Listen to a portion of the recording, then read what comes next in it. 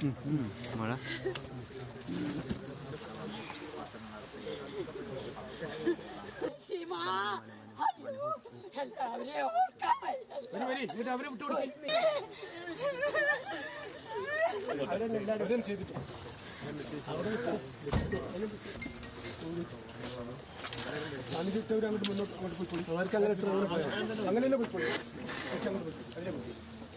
അങ്ങനെ പലവിധത്തിലുള്ള പ്രശ്നങ്ങളും ഈ ആളുകൾ പറയുന്നു എന്നുള്ളതാണ്. സർവമത പ്രാർത്ഥനയിൽ പങ്കുചേരാൻ മന്ത്രിമാർ അടക്കമുള്ളവർ ഹൃദയഭൂമിയിലെത്തി. വിവരങ്ങളുമായി ബെൻസൺ ബാബുവും ലിൻഡോയുമാണ് ചേരുന്നത്. ബെൻസണിലേക്കാണ്. ബെൻസൺ, 2 വർഷം ആയിരിക്കുന്നു ദുരന്തമുണ്ടായിട്ട്. അതിന് പിന്നാലെ ഇന്നിപ്പോൾ അവരുടെ ഓർമ്മകളിലേക്ക് ഉറ്റവരും ബന്ധുക്കളുമെല്ലാം എത്തിയിരിക്കുകയാണ്. സർവമത പ്രാർത്ഥനയടക്കം അവിടെ നടക്കുകയും ചെയ്തു. എങ്ങനെയായിരുന്നു ഇന്നത്തെ അവിടുത്തെ ചടങ്ങുകളൊക്കെ നടന്നത്?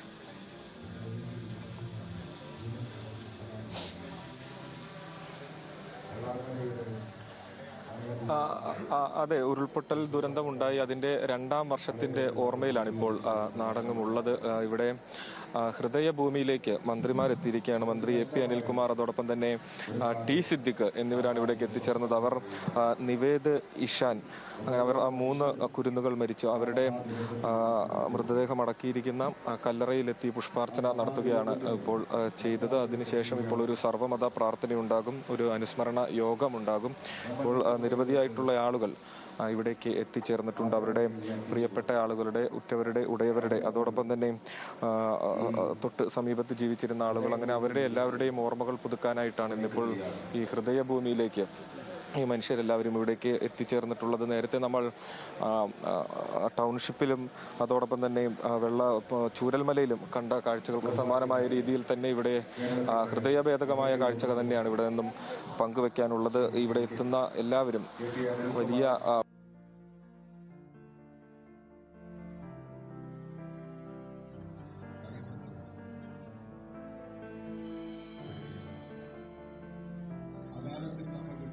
മലയാളിയുടെ ഉള്ളുലച്ച ഉരുൾ ദുരന്തത്തിന് ഇന്ന് 2 വർഷം, 2 ആണ്ടായിരിക്കുകയാണ്. ഉറ്റവരെ നഷ്ടപ്പെട്ടതിൻ്റെ ഓർമ്മയിലാണ് മുണ്ടക്കൈ ചൂരൽമല നിവാസികൾ. കൽപ്പറ്റയിലെ ടൗൺഷിപ്പിലും ചൂരൽമലയിലും പുഷ്പാർച്ചനയും സർവ്വമത പ്രാർത്ഥനയും നടന്നു. രാജ്യത്തെ തന്നെ ഏറ്റവും വലിയ പ്രകൃതി ദുരന്തങ്ങളിൽ ഒന്നായി മാറിയ മുണ്ടക്കൈ ചൂരൽമല ദുരന്തത്തിൽ 298 ആളുകൾക്കാണ് ജീവൻ നഷ്ടമായത്. മന്ത്രിമാരടക്കമുള്ള ആളുകൾ ഈ ഒരു സർവ്വമത പ്രാർത്ഥനയിൽ പങ്കുചേരാനായി ഹൃദയഭൂമിയിലേക്ക് എത്തിയിരിക്കുകയാണ്. നിരവധി ആളുകൾ അവിടേക്ക് എത്തിയിരിക്കുകയാണ്. ഈ ജീവൻ നഷ്ടമായ ആളുകളുടെ ഉറ്റവരും ബന്ധുക്കളും അവരുടെയൊക്കെ കണ്ണീർ നമുക്ക് കണ്ടു നിൽക്കാൻ പോലും സാധിക്കില്ല. അവരുടെ കണ്ണീരിന് മുന്നിൽ മന്ത്രിമാരായിട്ടുള്ള A P Anilkumar, T Siddique എന്നിവരാണിപ്പോൾ അവിടേക്ക് എത്തിയിരിക്കുന്നത്. ബെൻസനാണ് വിവരങ്ങൾ നൽകിക്കൊണ്ടിരിക്കുന്നത്. ബെൻസൺ, ഇപ്പോഴും മന്ത്രിമാരൊക്കെ അവിടെ തന്നെയുണ്ടോ? ഒരുപാട് ആളുകൾ അവിടേക്ക് ഈ ഒരു സമയത്തും എത്തിച്ചേരുന്നുണ്ട് എന്ന് മനസ്സിലാകുന്നു. വിവരങ്ങൾ നൽകാം.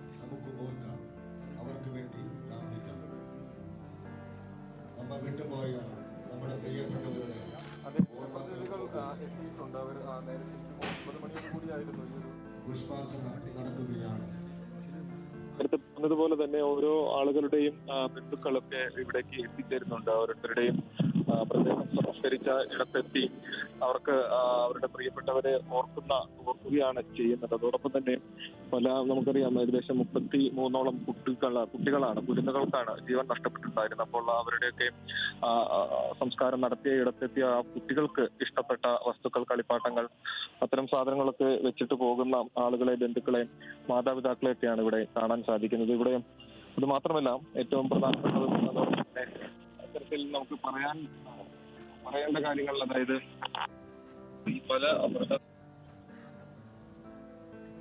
ആളുകൾ കൊണ്ടുവന്ന് വെക്കുന്ന കളിപ്പാട്ടങ്ങൾ, അതോടൊപ്പം തന്നെ ഉടുപ്പുകൾ, തൊപ്പികൾ, ഈ കുട്ടികളൊക്കെ ഉപയോഗിച്ചിരുന്ന സാധനങ്ങൾ, അതൊക്കെ ഇങ്ങനെ കൊണ്ടുവന്ന് വെക്കുന്നു. അവർക്ക് അറിഞ്ഞുകൊണ്ടാണ് ഇവിടെ നിന്നും പോകുന്നത്. അവരെ ആശ്വസിപ്പിക്കാൻ കഴിയുന്നില്ല എന്നുള്ളത് തന്നെയാണ് ഏറ്റവും പ്രധാനപ്പെട്ട കാര്യം. അത് മാത്രമല്ല, ഇവിടെ എത്തിച്ചേരുന്ന എല്ലാവർക്കും ഈ അതിജീവനത്തിന്റെ കഥ കൂടി പറയാനുണ്ട് എന്നുള്ളത് തന്നെയാണ്. കഴിഞ്ഞ 2 വർഷക്കാലം തങ്ങളുടെ പ്രിയപ്പെട്ട ആളുകളെ ഒരു രാത്രിയിൽ നഷ്ടപ്പെട്ടവരാണ്. അപ്പോൾ അവരെങ്ങനെ ഈ കഴിഞ്ഞ കാലങ്ങളെല്ലാം തന്നെ പിടിച്ചു നിന്നു, ഇനി മുമ്പോട്ടുള്ള കാലം എങ്ങനെ പിടിച്ചു നിൽക്കുന്നു എന്നുള്ളതെല്ലാം തന്നെ അവരെ സംബന്ധിച്ചിടത്തോളം വലിയൊരു ചോദ്യചിഹ്നമായി ഉൾപ്പെടെ നിൽക്കുകയാണ്. അതുമാത്രമല്ല, ഇവിടെ ഈ സംസ്കരിച്ചിരിക്കുന്ന മൃതദേഹങ്ങൾ നമ്മൾ ഈ ദൃശ്യങ്ങളിൽ കാണാൻ കഴിയുമെന്നാണ് കരുതുന്നത്. പല മൃതദേഹങ്ങളും സംസ്കരിച്ച ഇടത്ത് അവരുടെ പേരുകൾ എഴുതിയിട്ടുണ്ട്. പക്ഷെ ചിലതിൽ മാത്രം കല്ലുകൾ മാത്രമാണുള്ളത്. അതായത് അൺഐഡന്റിഫൈഡ് ആയിട്ടുള്ള, തിരിച്ചറിയാൻ കഴിയാത്ത നിലയിൽ ലഭിച്ച മൃതദേഹങ്ങൾ സംസ്കരിച്ച ഇടം കൂടിയാണ് ഇവിടെ. അത് മാത്രമല്ല, ജാതി മതഭേദമന്യേ ആളുകളെ സംസ്കരിച്ചിരിക്കുന്നു എന്നുള്ളതാണ്. അതായത് ഈ ചൂരൽമല മുണ്ടക്കൈ പ്രദേശത്ത് ആ മനുഷ്യർ എങ്ങനെ ജീവിച്ചിരുന്നു, യാതൊരു വിധത്തിലുള്ള അതിർവരമ്പുകളും ഇല്ലാതെ, ജാതിയുടെ മതത്തിന്റെയോ എന്തെങ്കിലും തരത്തിലുള്ള അതിർവരമ്പുകൾ ഇല്ലാതെ ജീവിച്ചിരുന്ന മനുഷ്യരാണ്. അപ്പോൾ അവരെ ഒരുമിച്ച് ഈ നിലയിൽ ഒരു സ്ഥലത്ത് അവർക്ക് അന്ത്യവിശ്രമം കൊള്ളാനുള്ള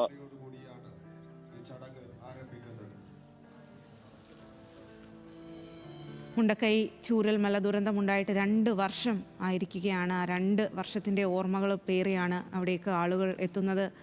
നൂറുകണക്കിന് ആളുകളാണ് അവിടേക്ക് എത്തുന്നത്. ഉറ്റവരെയും ഉടയവരെയും നഷ്ടപ്പെട്ട അവരുടെ ബന്ധുക്കൾ അവർ കണ്ണീർ വാർക്കുന്നതെല്ലാം നമ്മൾ കണ്ടതാണ്. എന്തായാലും ഒരു നോവോർമ്മയിൽ തന്നെയാണ് ആ നാട്.